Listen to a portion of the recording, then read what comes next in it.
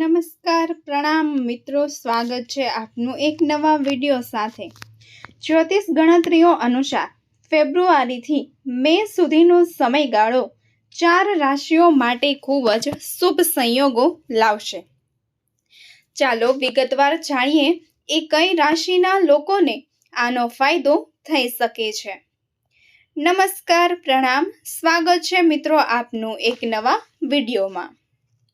તો મિત્રો, આજે આપણે જ્યોતિષીય ગણતરીઓ પર જો નજર કરીએ તો બુધ મીન રાશિમાં પ્રવેશ કરશે, જ્યાં શુક્ર પહેલાથી જ હાજર હશે। તો મિત્રો, આ રીતે મીન રાશિમાં આ બે ગ્રહોનો સંયોગ એક અદ્ભુત સંયોજન બનાવશે। તે જ સમયે મેષ રાશિમાં ગોચર કરશે। પ્રથમ ત્રિમાસિકમાં રાજયોગ શુક્ર મેષ રાશિમાં ગોચર કરશે। બુધ અને શુક્રના આ યુતિને કારણે મીન રાશિમાં લક્ષ્મી નારાયણ રાજયોગ રચાશે। આવી સ્થિતિમાં ફેબ્રુઆરીથી મે સુધીનો સમય ફક્ત 4 રાશિઓને જ લાભ પહોંચાડવાનો છે। ચાલો જાણીએ કે વર્ષના પહેલા ક્વાર્ટરમાં બનનારા લક્ષ્મી નારાયણ યોગથી કઈ આ 4 રાશિઓને ફાયદો થવાનો છે।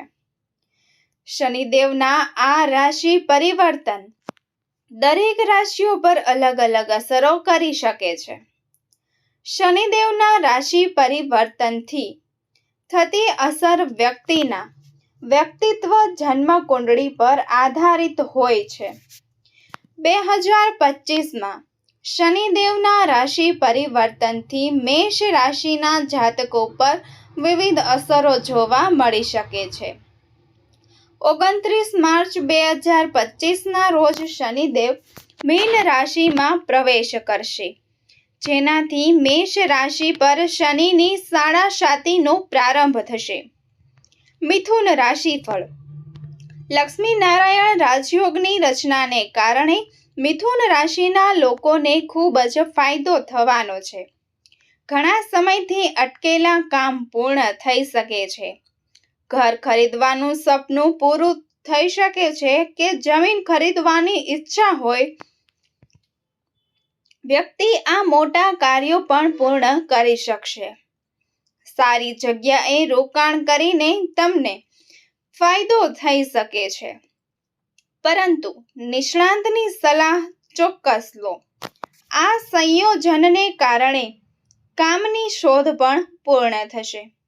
મિથુન રાશિના લોકો માટે 2025નું વર્ષ ઘણી રીતે શુભ રહેવાનું છે। આ વર્ષે મિથુન રાશિના લોકોના બધા સપના પૂરા થશે। મિત્રો, રોકાણ કરવા માંગતા હોય તો તે ક્ષેત્ર સાથે સંકળાયેલા અનુભવી લોકોની સલાહ આયોજિત રીતે બધી ક્રિયાઓ કરો, નહીતર તમને રોકાણની બાબતમાં થોડી છેતરપિંડી મળી શકે છે। તમારા માટે માત્ર ખુશીઓ લઈને આવશે। નવા વર્ષમાં તમને તમારા ફસાયેલા પૈસા પાછા મળશે। તમને રોકાણથી ઈચ્છે તો નફો પણ મળશે।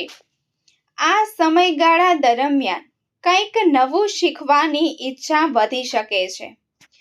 મિથુન રાશિનું પુરુષ। મિથુન રાશિના લોકોના પારિવારિક જીવનમાં મોટા સુધારાઓ થઈ શકે છે। તમે તમારા પરિવાર સાથે સારો સમય વિતાવી શકો છો। વ્યવસાયમાં નાણાકીય લાભ થવાની શક્યતા છે। તમારા લગ્ન જીવનમાં તમને તમારા જીવનસાથીનો સંપૂર્ણ સહયોગ મળશે। નાણાકીય લાભ માટે કરવામાં આવેલી યાત્રા સકારાત્મક પરિણામો આપી શકે છે। આ લક્ષ્મી નારાયણ યોગથી માનસિક મુશ્કેલીઓ પણ દૂર થઈ શકે છે। કર્ક રાશિ।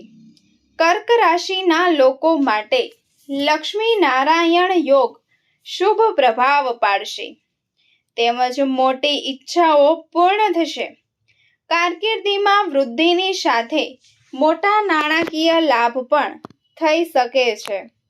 દેવી લક્ષ્મીના આશીર્વાદથી વ્યક્તિની વ્યવસાયિક સ્થિતિમાં સુધારો થઈ શકે છે. તમને બાકી રહેલા પૈસા પણ મળી શકે છે. નોકરી કરતા લોકો માટે આ એક સારી તક હશે. કર્ક રાશિના લોકો આ યોગ દરમિયાન કર્ક રાશિ હેઠળ જન્મેલા લોકોનું સ્વાસ્થ્ય પણ સારું રહેશે. તમને વ્યવસાય માટે વિદેશ જવાની તક મળી શકે છે.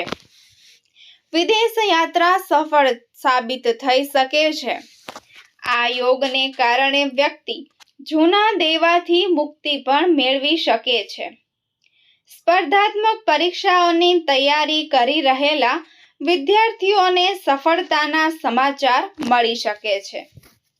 વૃશ્ચિક રાશિફળ. વૃશ્ચિક રાશિના લોકો માટે લક્ષ્મી નારાયણ યોગ શુભ સાબિત થઈ શકે છે. આ યોગના પ્રભાવથી વ્યક્તિને નાણાકીય લાભો પણ મળી શકે છે. ઉચ્ચ ગુણવત્તાવાળી નોકરી મળી શકે છે.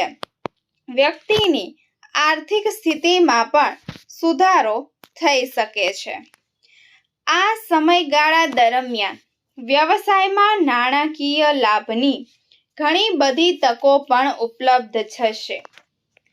દેવી લક્ષ્મી અને ભગવાન નારાયણની વિશેષ કૃપા તમારા પર હવે બનાવવામાં આવી રહી છે, જેથી દેવી લક્ષ્મી અને ભગવાન શ્રી નારાયણ તમને તેમના આશીર્વાદ જરૂરથી આપશે. તેથી મિત્રો, તમે લોકો આ વિડીયોમાં છેલ્લે સુધી રહેજો, કારણ કે આ વિડીયો ખૂબ જ મહત્વપૂર્ણ રહેવાનો છે.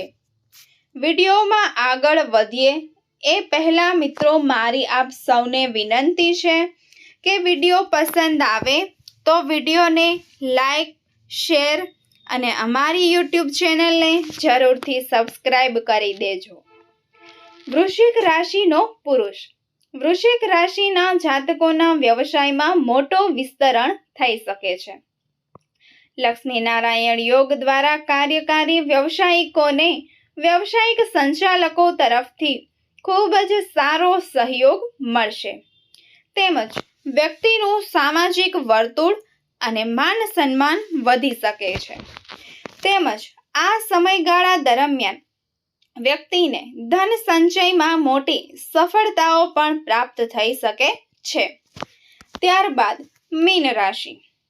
મિત્રો, મીન રાશિના લોકો માટે લક્ષ્મી નારાયણ યોગ ખૂબ જ ફાયદાકારક બની શકે છે. આ યોગને કારણે નોકરી કરતા લોકોને તેમના કરિયરમાં અણધારી વૃદ્ધિ અને નાણાકીય લાભો મળવાની શક્યતા છે.